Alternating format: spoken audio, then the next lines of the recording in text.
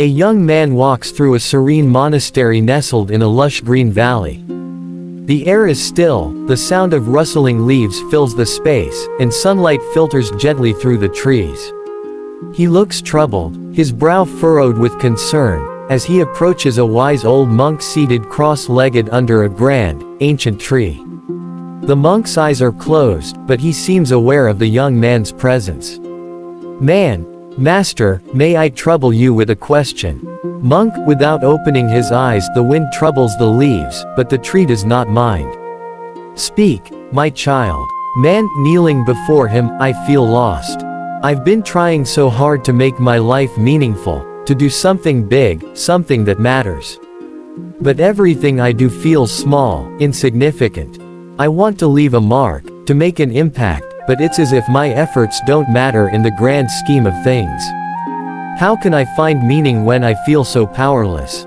The monk slowly opens his eyes, their gaze calm and deep, as though seeing beyond the man's words. He picks up a single grain of rice from a small bowl beside him and holds it up to the sunlight.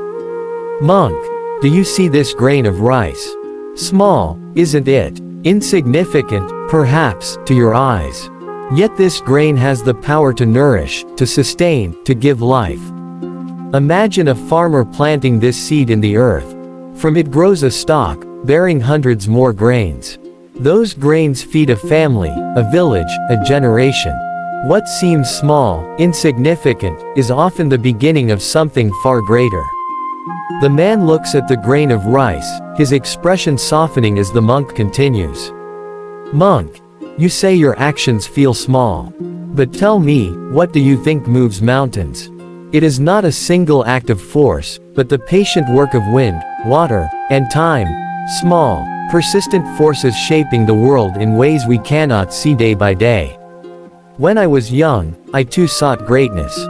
I wanted to build grand temples, to teach many students, to leave behind something the world would remember.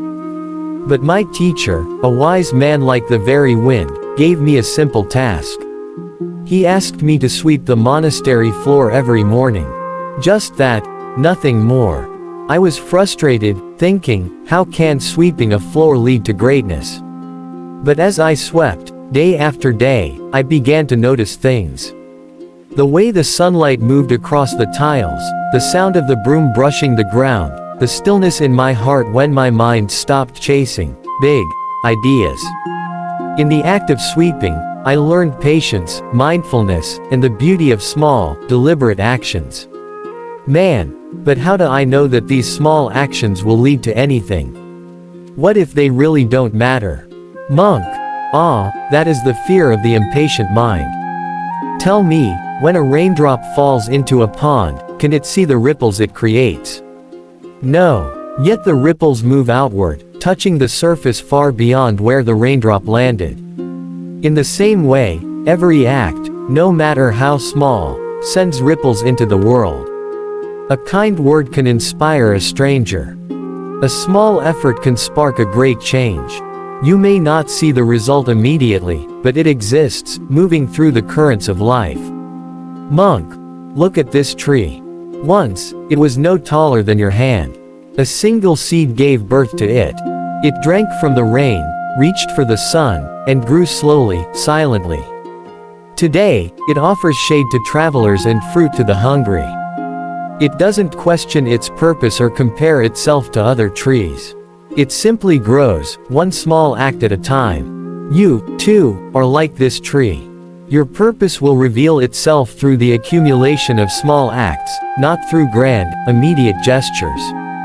The man looks at the sapling, a faint smile forming on his face.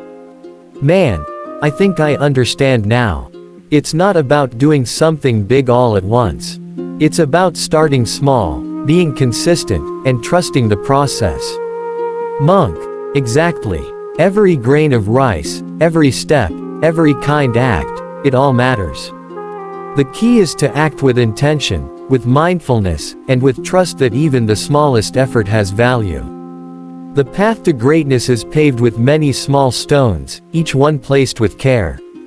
The monk places the grain of rice in the man's palm and closes his fingers around it. Monk, Take this as a reminder.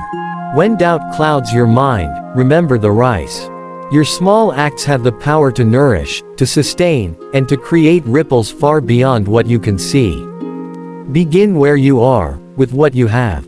The rest will follow. The man bows deeply, gratitude and clarity in his eyes. He stands, the grain of rice still in his hand, and walks away, the lush green trees swaying gently around him.